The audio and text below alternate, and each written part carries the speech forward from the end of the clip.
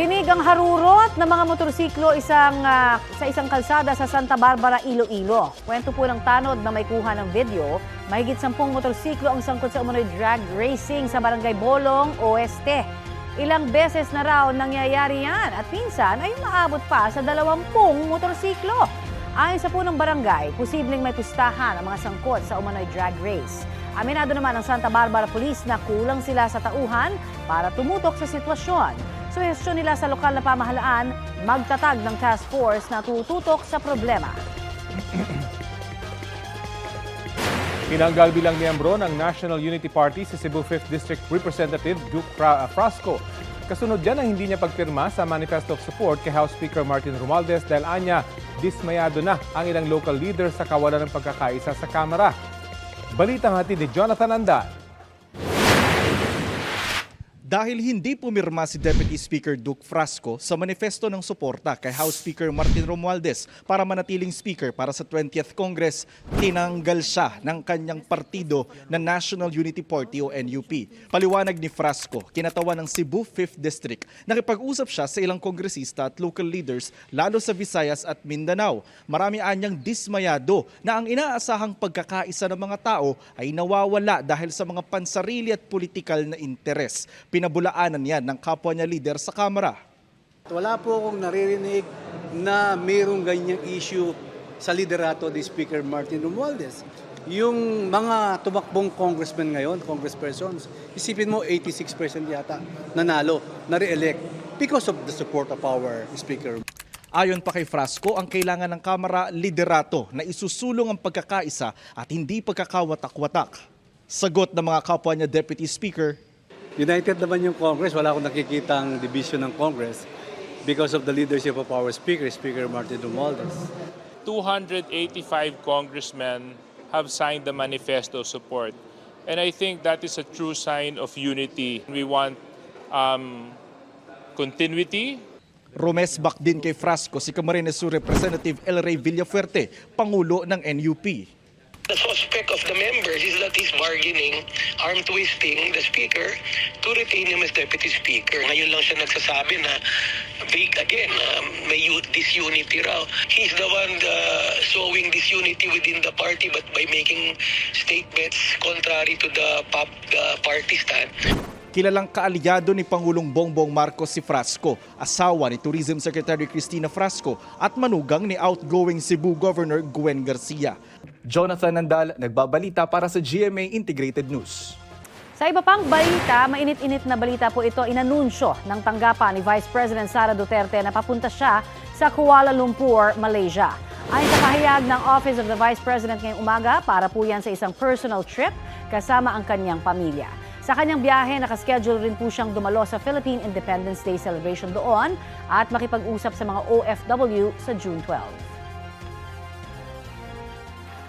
Pinaniniwala ang galing sa Golden Triangle ng Southeast Asia ang mga natagpuang palutang-lutang na shabu sa dagat na sakop po ng Pangasinan at Ilocos Sur. May nabisto ring shabu sa isang package mula sa Amerika. Balitang hatid ni Marisol Abduraman. Nakalagay sa mga maliliit na kahon at dineklarang various goods pero nang buksan, shabu pala. Ito ang nadiskubre ng PDEA nang buksan ang package na ito na ipinadala sa pamamagitan ng isang forwarding company. Various goods lang ang nakalagay. So it's very broad. Unlike yung mga iba na nakakonsil sa coffee maker, mga equipment. Nagpositibo rin daw sa isinagawang field testing ang mga shabu na aabot sa 816 million pesos ang halaga at galing Amerika. Ayon sa PDEA, nakapangalan sa magkakaibang consignee sa iba't ibang lugar sa Metro Manila ang package. Mukhang dito yan eh. Kaya we are now investigating yung mga consignees. Kasi usually fake names naman ang ginagamit yan eh. As to the group, we're still looking into it. Patuloy rin ang investigasyon ng PDEA sa mga nakuhang drogang palutang-lutang sa dagat.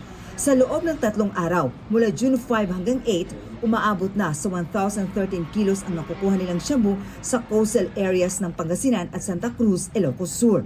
Katumbas yan ng 6.88 billion pesos. Binuksan namin kung ano yung laman, kala namin durian. Tapos laman pala sir, may yung kristal. Are there more? Are we expecting more? We are still scouring the area kung meron pang natira. So hopefully may mga recover pa tayo. Bago nito, may nakita ring nasa 1.2 bilyong pisong halaga ng floating shabu sa dagat sa Zambales noong May 29. Paniwala ng PDEA, galing yan sa tinatawag na Golden Triangle sa Southeast Asia. Ito yung boundaries of Myanmar, Thailand, and Laos. Diyan kasi yung mga malaki ang production ng shabu. Isang transnational drug syndicate daw ang nasa likod sa mga na-recover na nakalutang na mga shabu. Pero hindi na muna nagbigay ng detalyang PDEA. Pero malaking grupo raw ito na nag-ooperate sa Asia, sa Pacific region, maging sa North America at Europa. Meron daw umbrella organization ang mga ito at may mga local counterparts sa iba't ibang bansa, kabilang ang Pilipinas. Sabi ng PDEA, modus anila ng grupo na itapon ang mga shabu sa dagat.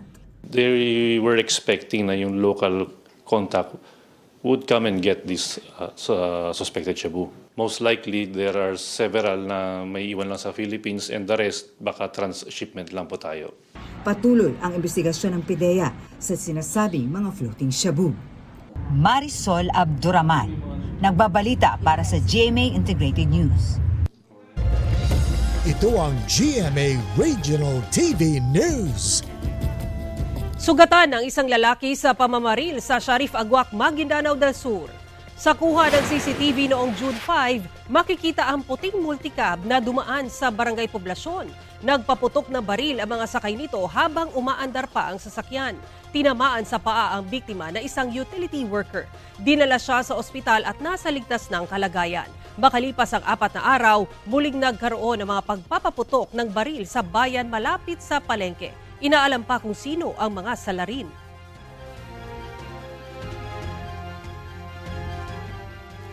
Nahulog at bumaligtad ang isang trailer truck sa gilid ng isang kalsada sa Jadi, Nueva Vizcaya. Nagkalat sa daan ang mga kahon ng bond paper na karga ng truck. Ayon sa pulisya, sumalpok sa isang puno ang truck bago nahulog dahil daw sa pumalyang preno. Dinala sa ospital ang truck driver at pahinante na parehong sugatan. Pansamantalang bumigat ang trapiko dahil sa aksidente.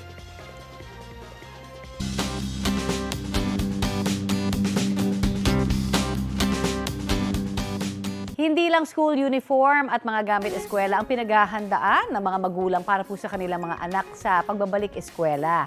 Dapat din ho kasing tutukan ang kanilang baong pagkain para tiyaking masustansya. Balitang hatid ni Nico Wahe.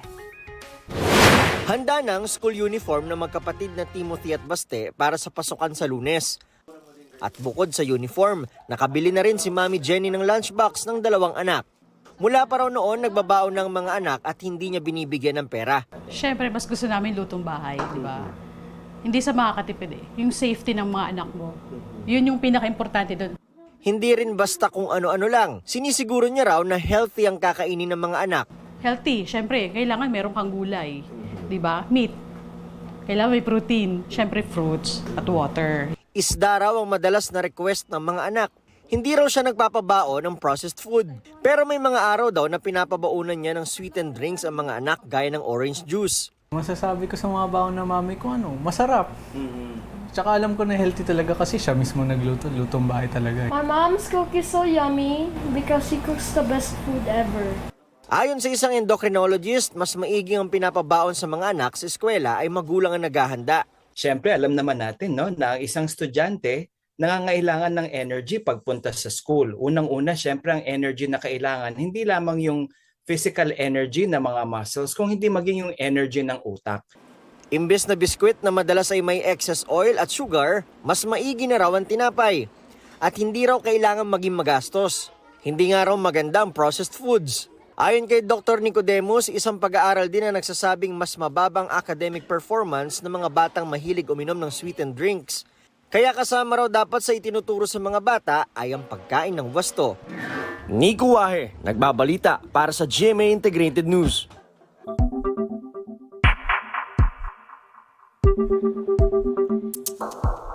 Ginalaw na ang baso. Yan po ang reaksyon ng House of Representatives kasunod ng panunumpa ni Senate President Cheese Escudero kagabi. Bilang presiding officer sa impeachment trial laban kay Vice President Sara Duterte sa Senado. Ayon pa kay House spokesperson Princess Abante, tinatanggap ng Kamara ang hakbang na ito ng Senado, lalo't marami na ang nananawagan para dito mula sa iba't ibang sektor. Sa kabila po ng pagtutol at paghahain ng resolusyon ng ilang senador kontra impeachment, hiling daw ng Kamara na sundin ng Senado ang kanilang mandato alinsunod sa konstitusyon. Sa talumpati kahapon ni Escudero, kwestiyon niya ang anyay pagpapamadali sa Senado kaugnay sa impeachment proceedings, gayong natenggaan niya ang reklamo sa Kamara ng ilang buwan. Sagot ng Kamara, ginampanan nila ang kanilang trabaho sa anilay timely at decisive na paraan.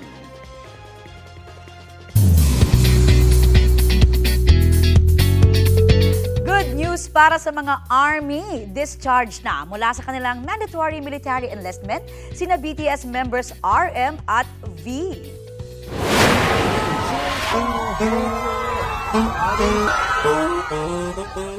Matamis na ngiti at pagsaludo ang nakita ng fans at media nang humarap ang K-pop idols sa labas ng military camp sa Chuncheon, South Korea.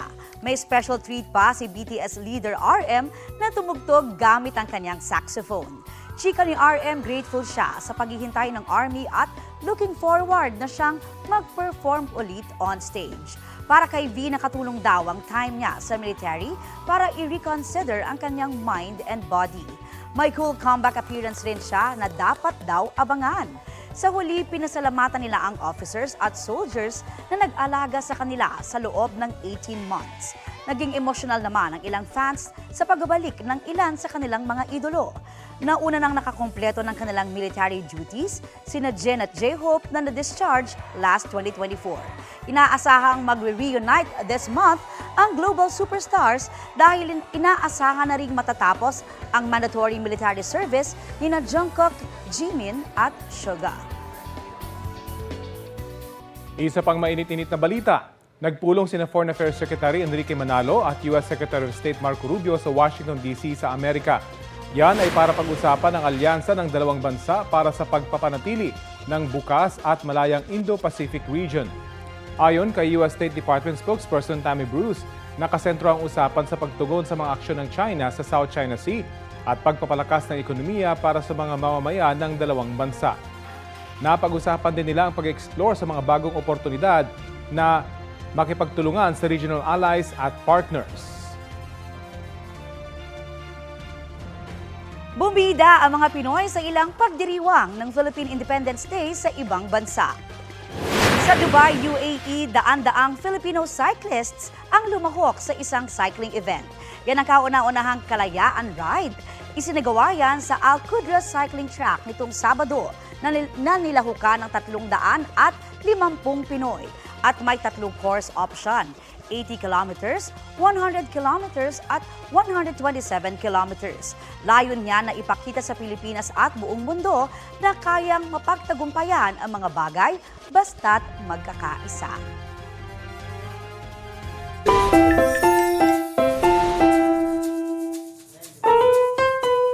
Aba-aba, panahon na naman ng ating lovely June brides. Siguradong stressed na sa wedding preps ang ilang couple. Kung naghahanap po kayo ng paandar sa kasal, silipin natin ang isang reception sa Batangas. Yan, no? Mini sari-sari store ang pakulo ng bride at groom sa Nasugbo.